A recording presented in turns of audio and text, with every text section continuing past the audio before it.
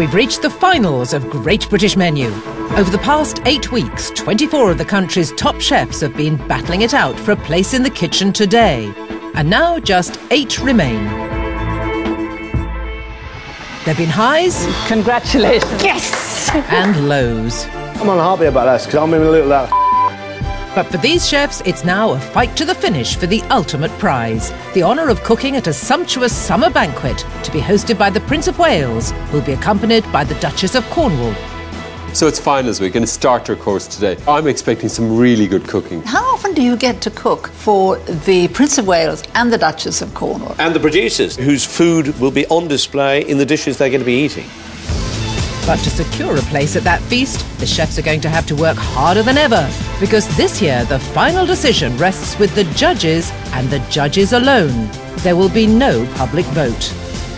However, to help the judges create the perfect banquet menu, they've enlisted the Great British Menu former champions. A different veteran of the competition each day. Could their insights win it or lose it for this year's chefs? It sort of puts a total new spin on it, because you think you know what the judges want. But now, because there's a chef, it sort of turns everything on its head. The judges have had it their own way for too long, so I think to get a chef telling them, no, that's wrong, you're incorrect, I think it'll be a good thing. Last year the pressure was harder. This year's immense. It's going to be a hard week this week.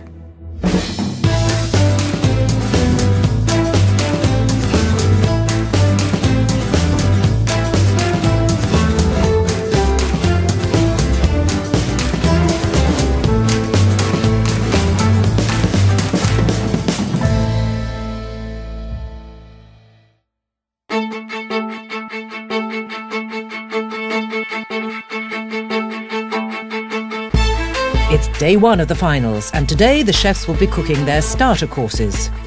First to arrive, a reigning champion from the northeast, Kenny Atkinson, the competition's only woman, Lisa Allen from the northwest, and Nathan Outlaw from the southwest. So this is it, guys. Here we go. Ready for it? Yeah, I think so. It's going to be a long day today. Next up is the southeast's Tom Kerridge, with Niall McKenna from Northern Ireland, and Aled Williams representing Wales. Now, Kenny. How are you about now? Yeah, mate. And finally, Will Holland from the Central region and Scotland's Alan Murchison. It's going to be a hard week, tough week. Yeah. Good luck this week, yeah? No problem. Good luck. Good luck, Alan. For these top chefs, the stakes are very high. Cooking for the Prince and the Duchess at the banquet would be the pinnacle of their professional lives. I think it would be a highlight to my career to actually be able to stand up there and say, you know, I've served the dish to Prince Charles. To cook for the Prince of Wales would be amazing, because obviously he is the Prince of Wales. At the end of the day, he is my prince. This year's challenge was to celebrate the country's locally produced food. So the chefs were tasked to find as many ingredients as possible from close to a National Trust property in their region. The dinner will honour the dedicated farmers, fishermen and producers who work tirelessly to put great food on our plates and have helped the chefs get this far in the competition. They'll be the Prince's guests at the banquet, so the chefs really want to create a very memorable meal. I really want to do those producers proud, the guys that have helped get me here to this point. If I don't win a dish this year, then I'd be devastated. But we're all determined, you know, we're all focused, and it's going to be a hell of a competition this week. But to make it to the banquet, the chefs will seriously have to impress the panel of judges. Prue Leith, Oliver Payton and Matthew Fort. This trio of taskmasters are notoriously difficult to please. But this year there's added pressure. A fourth judge. Someone who knows what a tremendous privilege it is to cook for royalty, as he served the starter for the Queen at the very first Great British Menu banquet.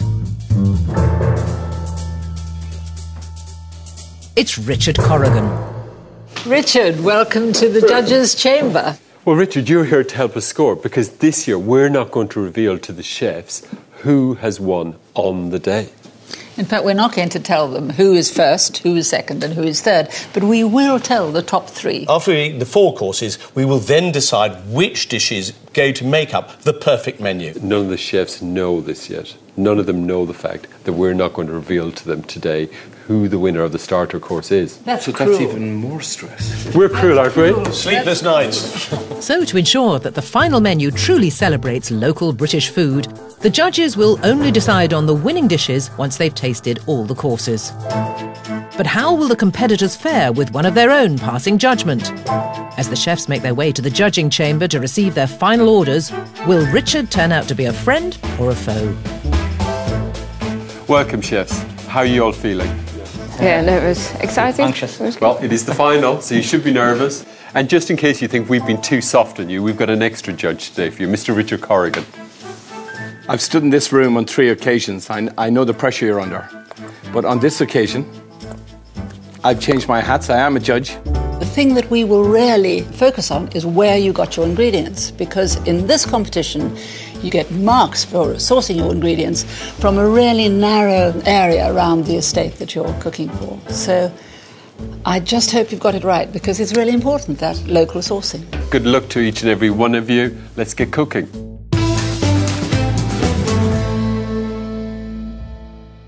With cooking about to start, the chefs are coming to terms with having to prove themselves to Richard. It can only be a good thing having a chef. He sees it from a different standing, doesn't he? You know, Yeah. he'll know if it can work for a banquet. I think he'll also challenge the 3 judges. He could be our trade union representative. Richard is as straight as they come. He's not going to hang about, he's just going to go straight to the point. So being honest, it gets pressure on even more, because he'll have another angle of looking at it. Richard's presence instead of a phone vote is worrying Kenny more than anyone else. Last year I had a really good year. I never won a course, so the public voted me through. So I'm more nervous whether he's going to be lenient because he was in our shoes last year or the year before. Who knows? But Kenny's about to find out, as he's first into the kitchen on today's programme, alongside Northern Ireland's Niall McKenna and Lisa Allen from the Northwest. Reigning champion Kenny's certainly gone to town on the sourcing. The meats for his rabbit and ham hock terrine were all sourced right on the grounds of his historic property in rural Northumberland. Kenny's cooking is hallmark for me by his flavours. My recollections of this dish are great. It felt like mature, confident cooking to me. It's a dish that hits the brief, everything from the estate. It's a tasty dish, and I think it's a great way to start a banquet. Kenny starts by preparing the rabbit and ham terrine, before moving on to the morels, which are pan-fried. So would this be a dish that you want to get through because you were the reigning champion? I think my dish is suitable for a banquet, but then your dish... Yeah, I think your mine's dish is suitable. Yeah, yours is suitable as well. That's what you saying about mine, mine's not. Leave now, I was moving you around. So, having put his foot in it with Niall, Kenny moves on to the asparagus and bread accompaniments. And the last thing he needs now is a slip-up. Snick my finger. Again. Kenny, Come out. you alright, Mum? All right, tell him he's ducks and the man Exactly needs like to it's in come the out. region. Try it again. Do some more. Bad one, that as well. How are you, Kenny? Do you want a cuddle? I'm sure I'll survive. How we doing, chaps? What's that there, chef? Sorry? Blue plaster, mate. Blue plaster. So you're feeling pressure? Defending champion? Of course it's pressure. Yeah. We had a massive schoolboy error. Wasn't concentrating. I'm a bit of a bleeder today. But I'm not going to let go of that crown so easily. With steely determination, Kenny starts to plate up his dish with the sliced bread, carrot puree, the rabbit terrine, pickled carrots, morels, the smoked rabbit loin and asparagus, and finally, the rabbit liver pâté. Right.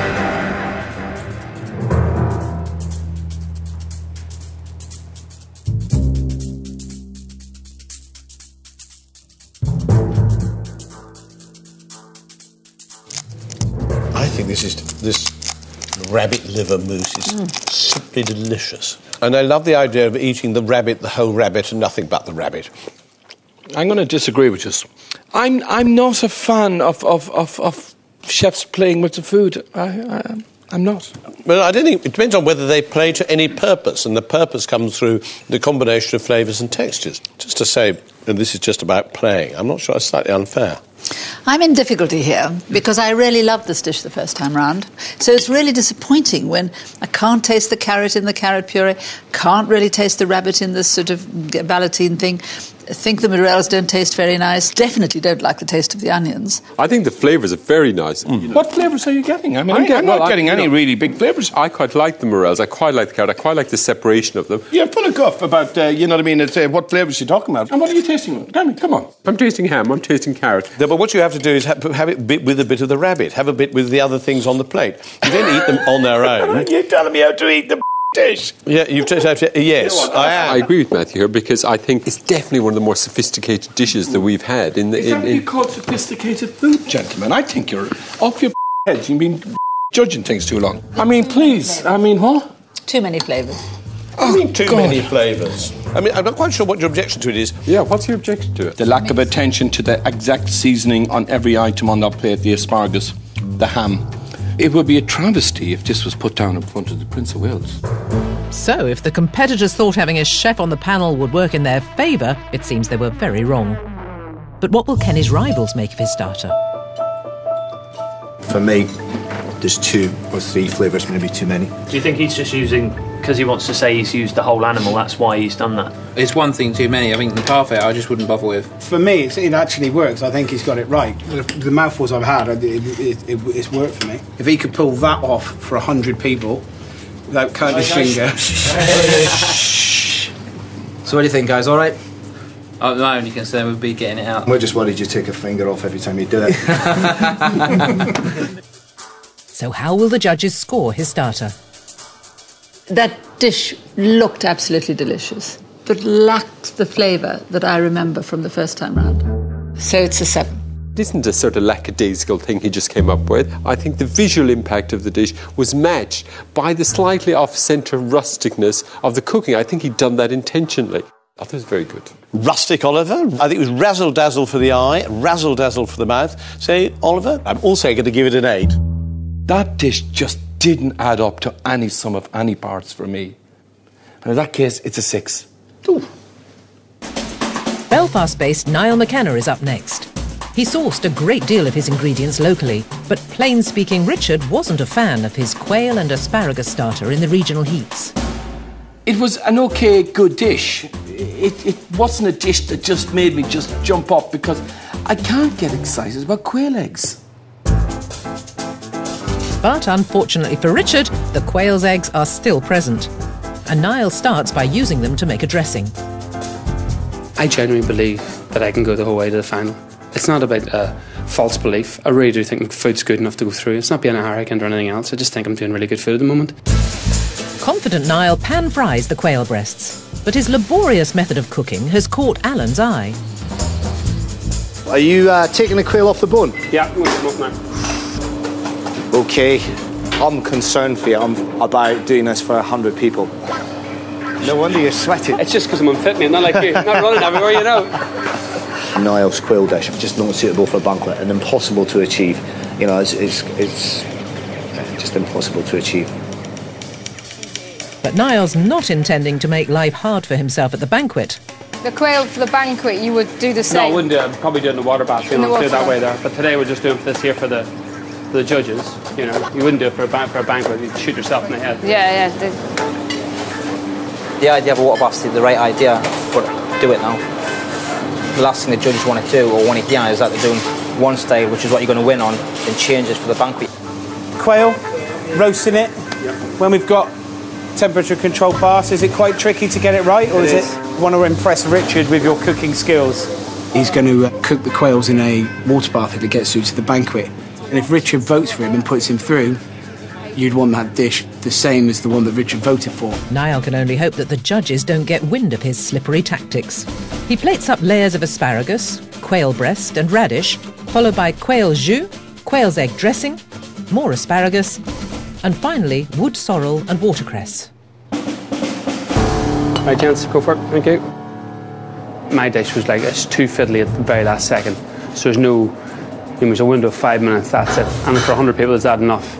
I look back now, I don't think it is. So I really reckon the judges are going to mark me down for it. Beautiful dish, flavours there, everything's there. But I think it's probably, made a big boo-boo there.